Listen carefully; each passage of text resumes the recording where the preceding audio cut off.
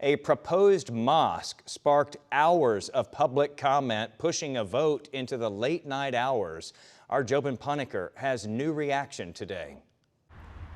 These 5.5 acres off Virginia Parkway here in McKinney have come under so much scrutiny, not just because of its location, but because of what's planned for here. More than 800 people showed up to City Hall in McKinney on Monday night, most in opposition to the mosque and campus set to be built by the Islamic Association of McKinney. It was a highly charged meeting. People were upset about how it would fit in between two neighborhoods and businesses, many upset about Islam itself. Former Mayor George Fuller came to the mic to denounce what he calls, quote, disturbing rhetoric. But it's what happened after that has everyone talking. A woman walks up to him and shoves a piece of paper up to his chest and then tries to stuff it into his shirt. An officer then had to step in.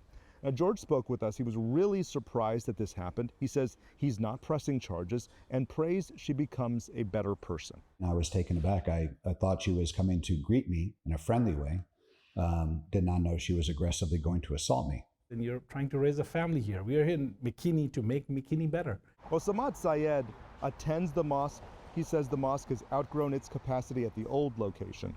The council did approve this site plan unanimously. It is a very routine and procedural vote that happens anytime you want to build something.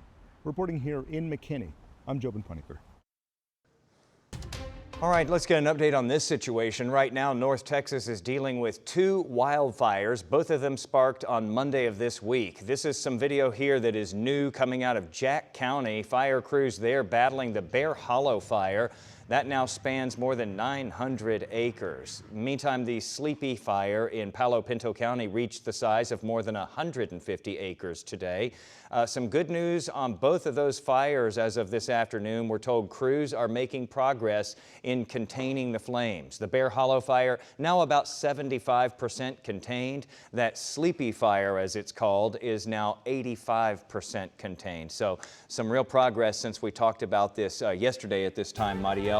And some of it is those conditions that you were talking about with those higher humidity levels, as well as the wind not really playing a huge factor. Right. While there is a breeze, the wind isn't necessarily strong, so it's not going to play a factor in terms of it spreading. The other thing that I've noticed is the smoke plume. It's actually helping keep it contained pretty close to the actual fire. So the air quality is not going to be disruptive for areas like the Metroplex with those specific fires. So some good news there for sure. Some good news there. You have more good news for us? Oh, you know I do. Today we made it to the triple digits. That's not good news, Mariel. But to the upper 90s the next couple of days. Okay, that is. However, it always comes back. However, the heat index will be on the climb, and I'll show you those numbers. But I wanted to show you the winds. The winds right now are generally out of the south and anywhere between 10 to about 15 miles per hour for areas like Fort Worth and in Denton. But for the most part, west of DFW, less than 10 miles per hour. And again, that's where we're looking at the conditions for the fires. Humidity is at about a 30%. These numbers are climbing. 30% or lower is considered a drier climate. However, we are seeing these numbers go up from the last couple of days, and that's generally true for the next several days. Today, we're at about 101 right now at DFW. It feels like 102. The humidity is not playing a huge factor with the heat index just yet. That is going to change in the next few days. We're talking about a heat index up to 105. Tomorrow is slightly higher. We'll break down those numbers for you. We'll talk rain chances as well towards the end of the week. That's all coming up in just a few moments.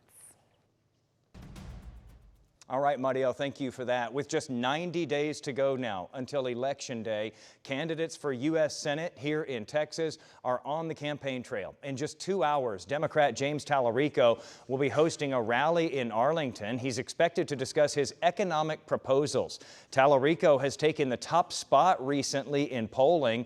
Just this week, Texas Southern University became the 3rd pollster to show Tallarico now slightly in the lead in this race. Tallarico's opponent, Republican Ken Paxton, hosted his own rally in Allen as he is pushing for the top spot in the polls. Paxton packed in hundreds of supporters to announce his first policy proposal on affordability. He says if he's elected, he'll push for big tax deductions for medical expenses and insurance premiums, and double the child tax credit and tax write-offs for gym memberships and GLP-1 medications. All right, let's take a quick pause in the news to get a look at what your rush hour is shaping up like with traffic anchor Stacia Wilson. Hey, Jason. So going back to this problem right around the Arlington area, we're watching a backup along Texas 360. You can see traffic slow moving as a result of this collision that backup extends for a few miles. So that location right along 360 southbound at Abram.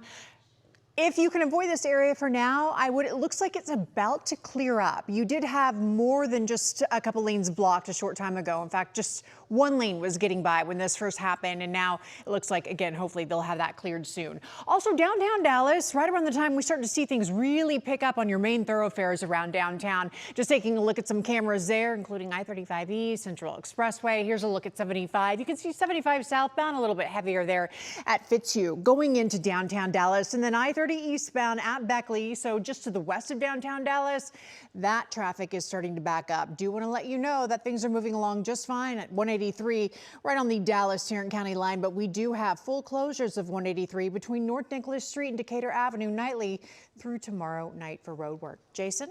All right, Stacia, thank you for that. Another North Texas data center is one step closer to reality now. Westlake's Planning and Zoning Board approved the site plan near the Westlake-Keller city line.